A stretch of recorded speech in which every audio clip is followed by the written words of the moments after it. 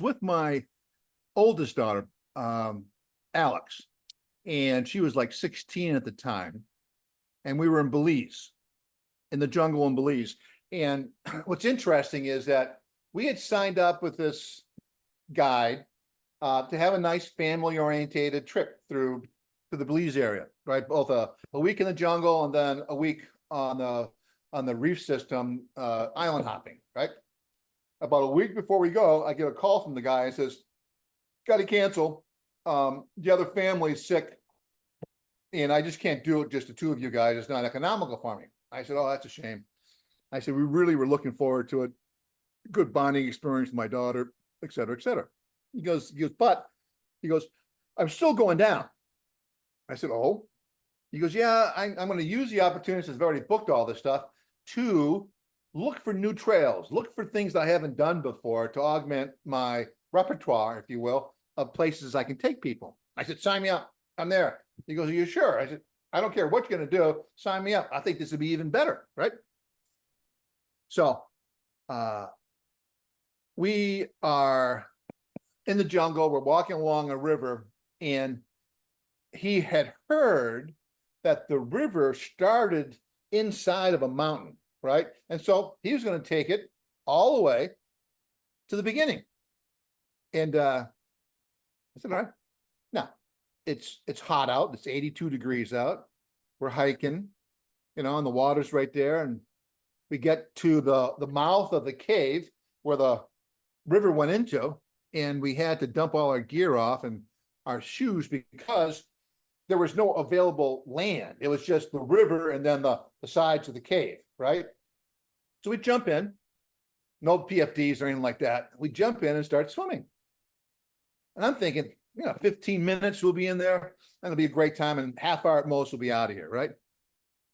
Well, we swim, and are you familiar with the term spelunking? Sure.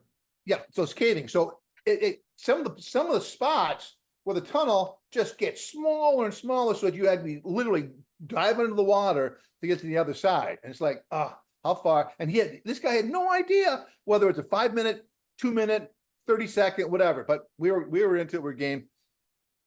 And so we an hour it took us to get to the end of it, and it was it's magnificent.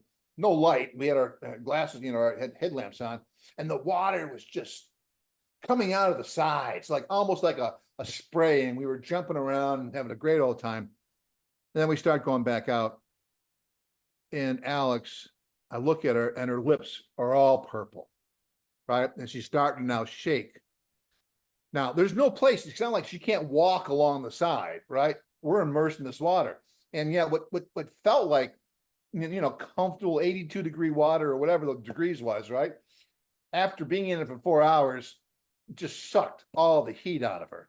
And so I've got her in my back, and she is just shaking, and we're trying to get out. And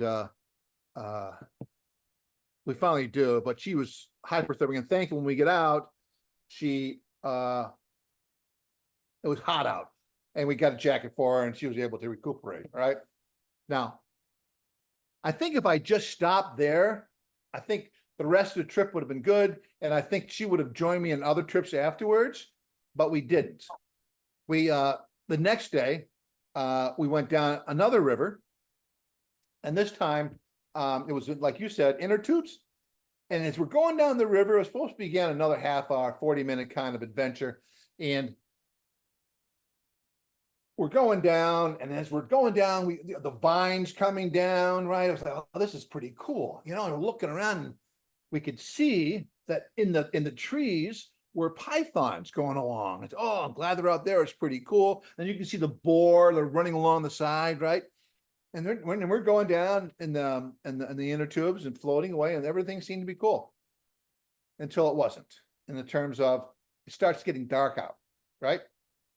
And I say to the guy, I said, all right, do you know how far? Oh, just a little farther up, just a little farther up. I said, well, we've been doing this now for an hour. And he goes, no, a little farther up, right? So we're going down a little further.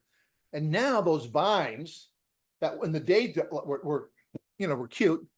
Now it's dark out. Our minds are going, those are pythons now. Every time you hit one, you're like, oh my God. And you can see the eyeballs other friggin' boards along the side. And at one point I said, we got to stop. I said, we can't go any farther. I mean, and then when I stood up, my whole body was full of leeches, right? It's like disgusting. He goes, well, we can get out here. I said, okay. And then, it's only about a half hour. I said, well, you know what we're going to do? You're going to go, you're going to get some clothes for my daughter, right? Get some water.